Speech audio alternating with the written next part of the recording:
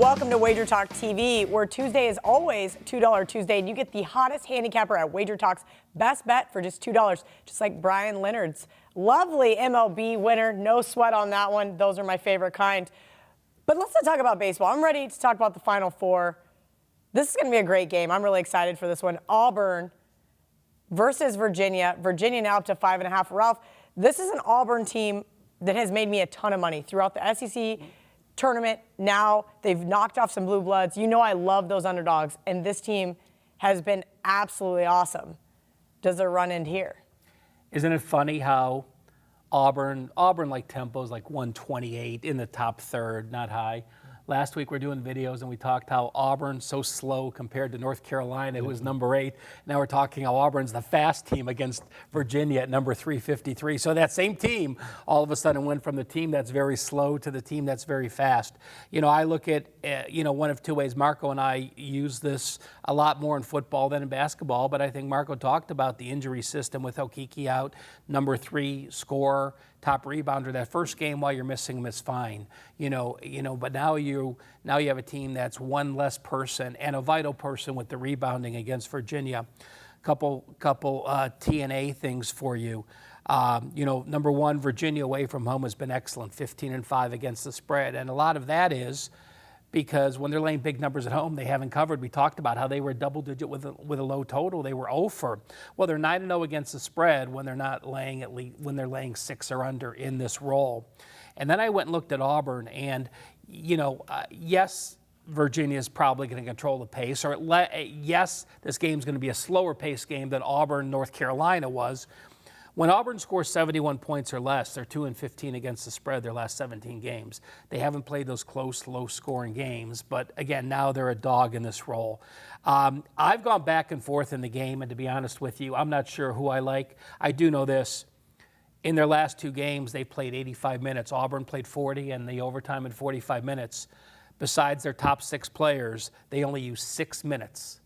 Only 2 players played a total of 6 minutes in those 2 games. So they are 6 deep. If they get in foul trouble early and they get a couple guys with two fouls early in the first half, you can look to live bet Auburn because Auburn's 10 deep and they use a lot of experience where Virginia hasn't. I have one player prop that I'll get after Marco's thoughts. All right, for me, Kelly, to add to what he said about the injured player theory, that is very huge here because if you remember last week, the injury occurred in the first game, the Friday game, so you only have 1 day turnaround to prep.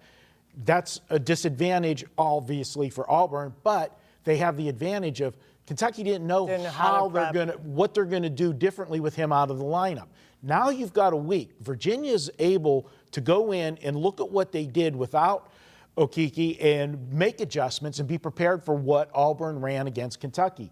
Also, everybody looks at that Virginia game, and full disclosure, I had a big play on Virginia, and I was lucky as hell to get the cover in the game. But I've been on the other side of those plays before, too. I'm going to stop you. That's what scares me about this Virginia team, and I've said it every single game in the tournament. I cannot trust them to lay points. They could not get past Gardner-Webb in the first half. Finally, they pulled away in the second. Then they let Oklahoma hang around. I think they inevitably ended up covering that number. They just make me really, really apprehensive because they are so slow. If it does come down to fouls again like it did against Purdue, then I have no doubt that Auburn will cover this game. That Virginia will cover this game. But this Auburn team has just been so good. Do you want to step in front of the hot hand? I do want to step in front of the hot hand because they're down a key player. They're going against one of the best defenses in the country. And the Gardner-Webb game, that first game, Virginia had so much pressure on them because all week leading into that, every reporter that stuck a microphone in front of the coach or a player, the first thing they asked is, do you have any nightmares from last year? How are you going to, you lost to the 16 seed. They came out slow in that game, and Twitter went nuts in the first half.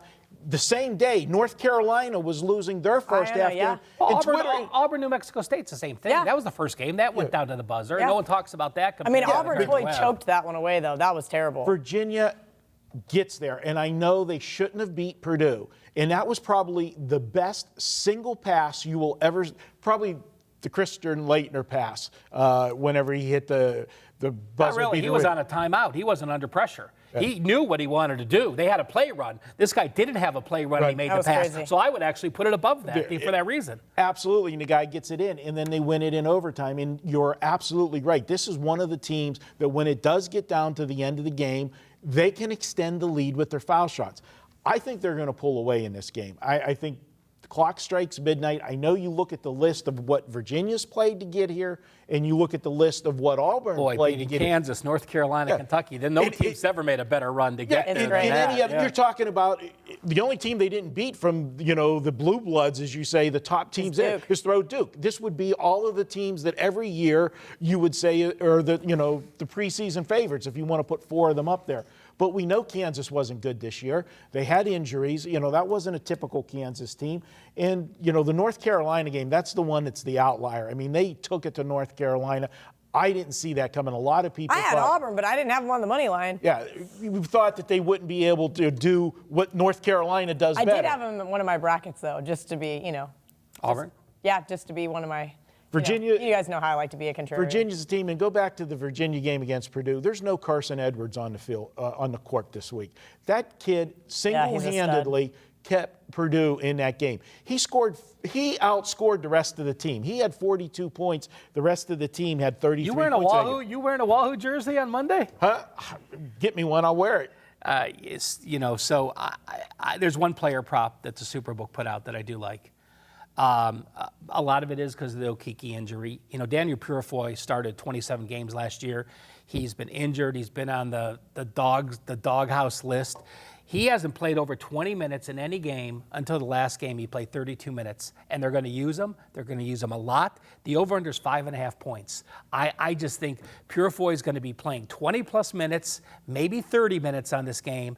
He only scored 6 points, but that was his first game he's played at all. I think it's stealing money. It was minus 110 either way. So that is clearly my best bet for this video. Awesome. And you mentioned the Westgate. We will be down there watching the national championship game. If anyone wants to come down, have a beer with us and say hello.